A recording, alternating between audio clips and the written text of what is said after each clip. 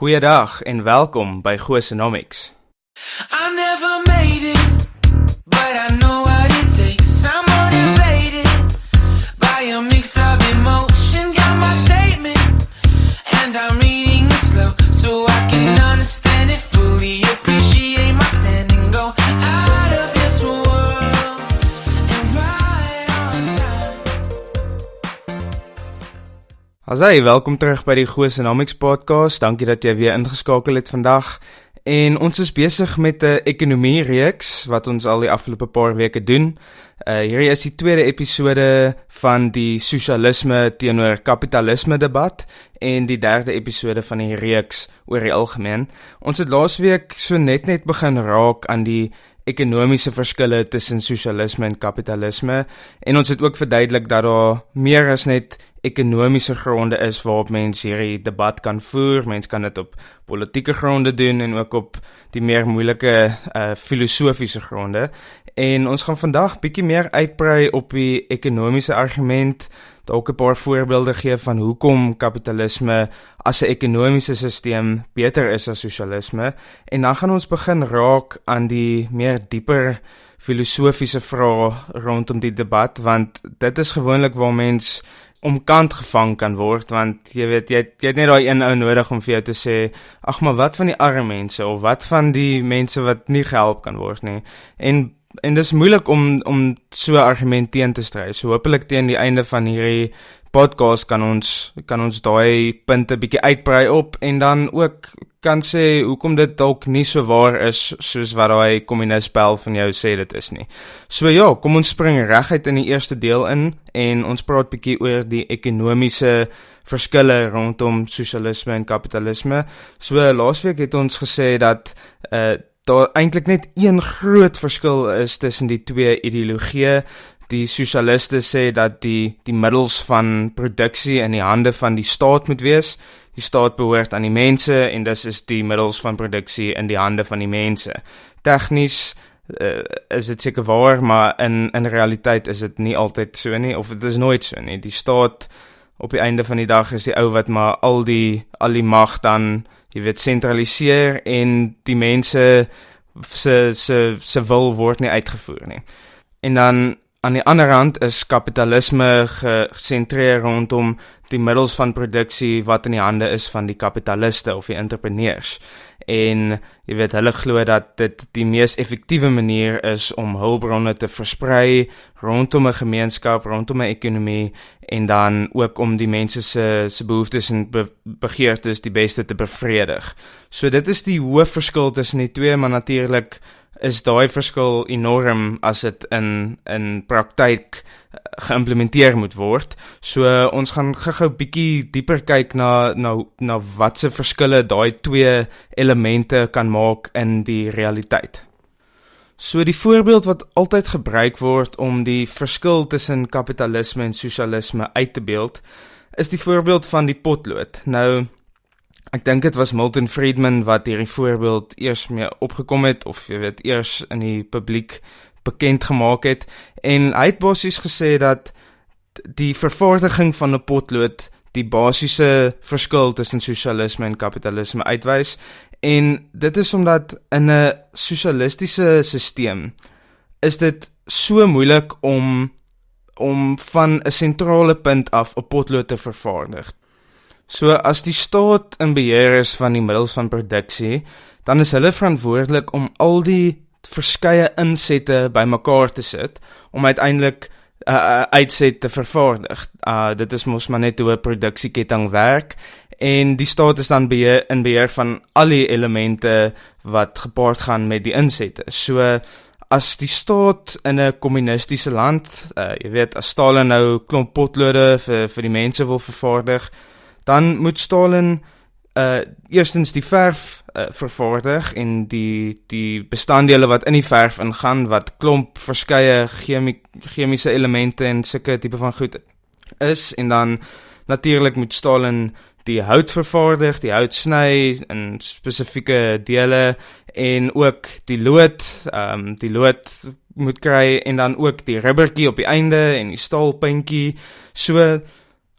die proses om 'n potlood te maak is eintlik baie moeilik en om al daai insette bymekaar te sit en die insette self te vervaardig, gaan verg dat die staat baie inligting moet hê,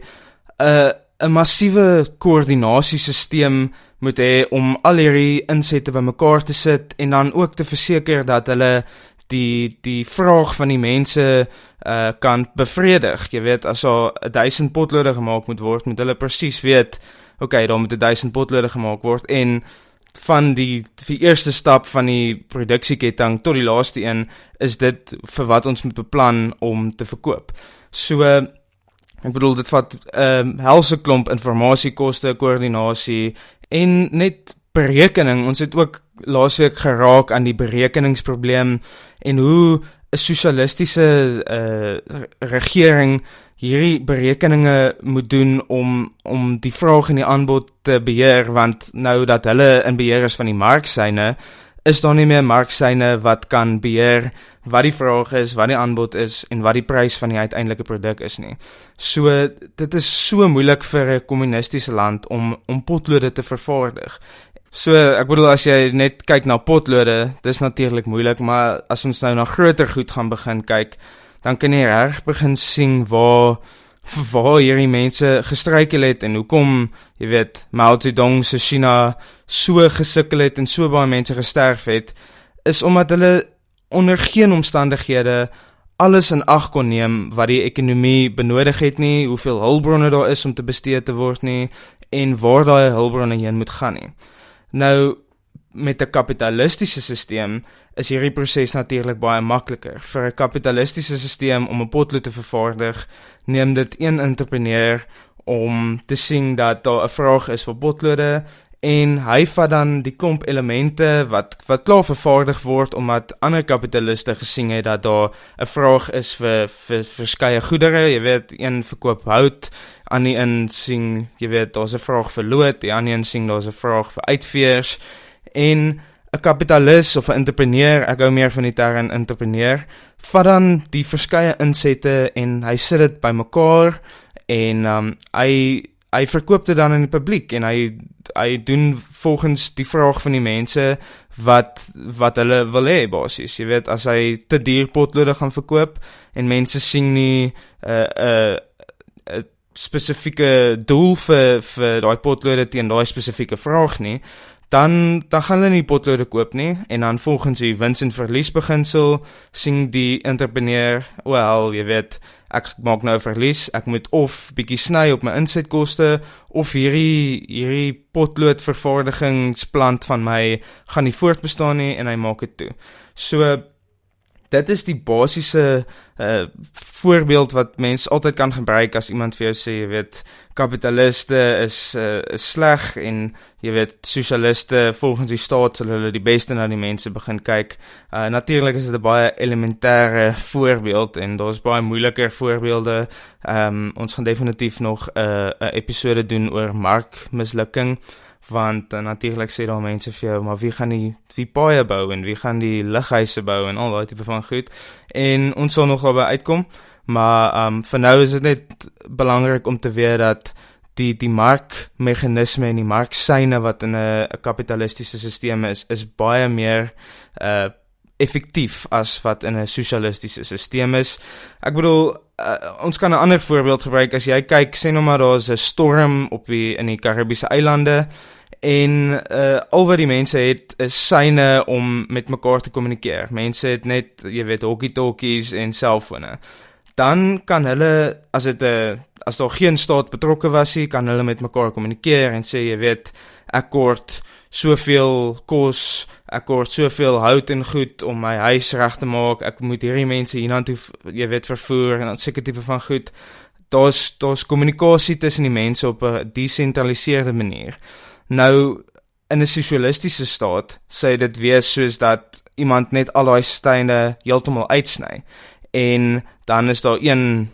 jy weet, sosialistiese leier, ons noem hom sommer Stalin, en hy moet nou die hulpbronne vervoer en belê waar hy dink beste is en volgens die inligting wat hy kry. maar daar's geen manier wat die mense dan met mekaar kan kommunikeer nie, want sodra jy daai marksyne mee inmeng, is hulle nie meer daar nie en hulle verteenwoordig dan nie meer die werklikheid nie. So, dis maklik om kapitalisme te kritiseer vir al sy foute en daar's natuurlik baie, maar die kernboodskap wat ons hieruit moet vat, is dat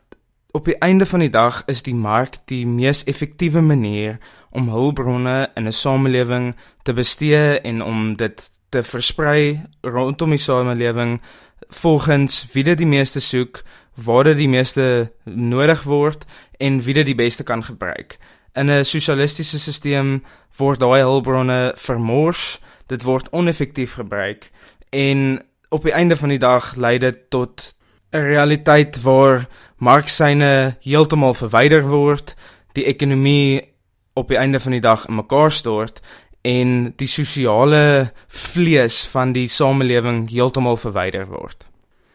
So op hierdie punt van die gesprek is dit belangrik om te weet dat die sisteem waarin ons vandag lewe nie 'n kapitalistiese sisteem is nie. Hierdie sisteem word, in Engels noem hulle dit crony capitalism,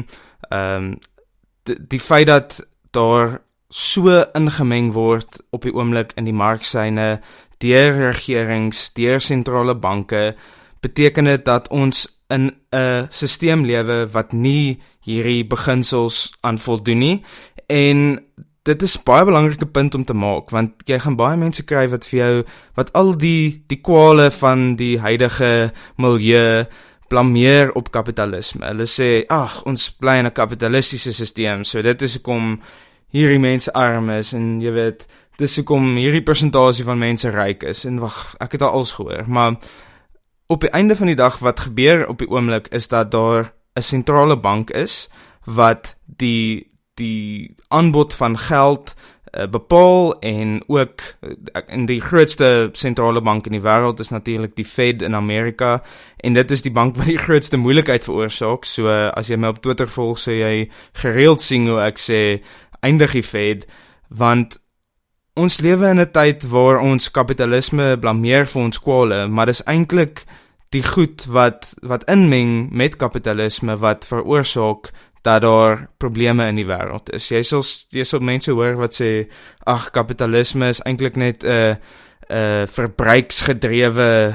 ideologie, 'n consumer-driven ideology, en jy weet, mense moet net heeltyd koop, en is materialisme en al hierdie tipe van goed. Maar wat mense nie verstaan nie, is dat die kern van kapitalisme is nie goed of sleg nie. Dit is 'n neutrale ideologie, dit is wat mense daarvan maak. En die feit dat daar so baie geld in hierdie sisteem ingevloed word, en dat rentekoerse en sulke tipe van goed bepaal word deur regerings, maak dit eintlik 'n tipe van 'n sosialistiese sisteem. Ek bedoel, ons het nou net verduidelik dat 'n sosialis inmeng met die marksyne, en dit is presies wat op die oomblik gebeur. 'n rentekoers is 'n marksyn. Dit is 'n prys. Dit is net soos gewone pryse is 'n rentekoers 'n marksyn. Dit bepaal, jy weet, hoe 'n gemeenskap tydvoorkeer aanskou, hoe hulle nou wil spaar om later te verbruik, of hoe hulle nou wil gebruik om later te bespaar, en die rentekoers is dan net 'n voorstelling van die algemene gevoel van die gemeenskap rondom, jy weet, waar hulle is in die spaar-bestee siklus. So, as die sentrale banke geld in die sisteem instort, dan manipuleer hulle hierdie rentekoers, en dan word die marksyne gemanipuleer, en met hierdie manipulasie speel daai syne dan af in die realiteit. Mense maak besluite rondom hierdie gemanipuleerde pryse, en dan maak hulle die verkeerde besluite, want volgens die eintlike pryse en die eintlike rentekoerse wat daar moes wees, wat eintlik dan die regte realiteit sou gewees het, of die mees effektiewe realiteit, neem hulle nou deel in 'n realiteit wat verkeerd is, wat gemanipuleer is. En dit is hoekom jy hierdie baie verbruikersmentaliteit sien in die hedendaagse lewe, want ons moet eintlik nie so baie verbruik nie. Hierdie materialistiese kant van kapitalisme is nie eintlik daar nie. Maar wat gebeur is dat die sentrale banke en die regering so baie geld vloed in die stelsel in, dat entrepreneurs ewe skielik sit met hulpbronne wat hulle nie sou gehad het, as daai geld nie in die eerste plek daar was nie. En hulle doen dan met daai hulpbronne wat hulle dink die mark van hulle verwag, en op die einde van die dag koop jy die grootste klomp kachelkakkies, en dit het nie 'n aansienlike verskil in produktiwiteit van die mens nie, dit het nie 'n verskil in jou lewe nie, maar omdat dit so goedkoop is, omdat daar so baie geld in die stelsel in gepomp word, is dit die realiteit waar ons nou op lewe. Dit is hierdie consumer-driven, materialistiese wêreld waar om elke hoek en draai daar 'n advertensie is, en jy weet, dit voel al soos hierdie, dit voel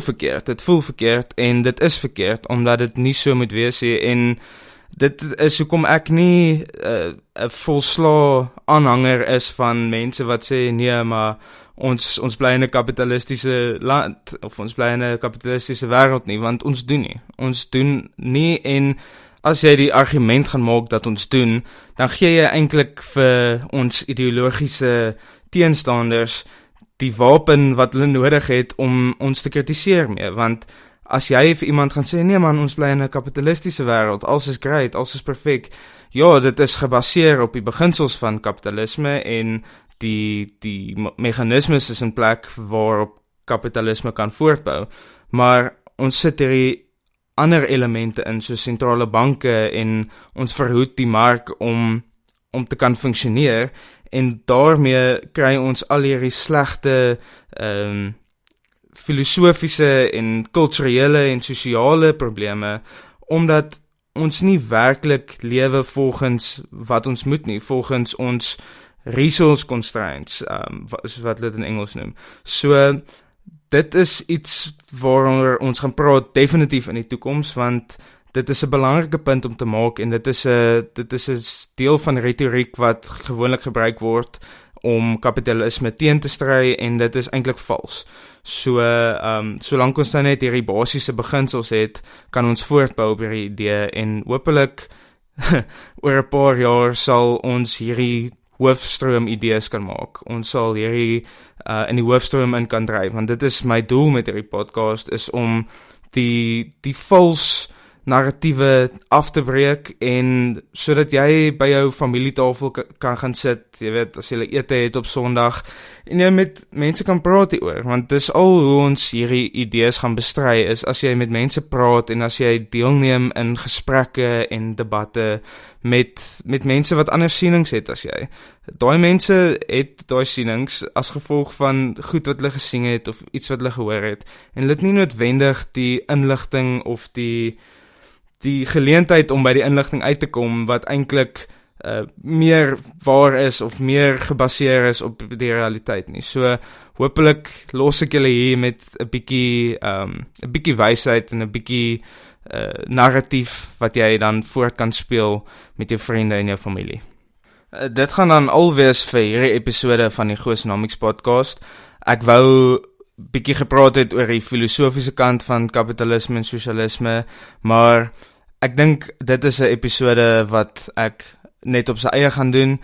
Dit gaan definitief die volgende episode wees, en ek sien baie uit daarna, want dit is regtig waar die kern van hierdie debat lê. Maar ek hoop julle het hierdie episode geniet.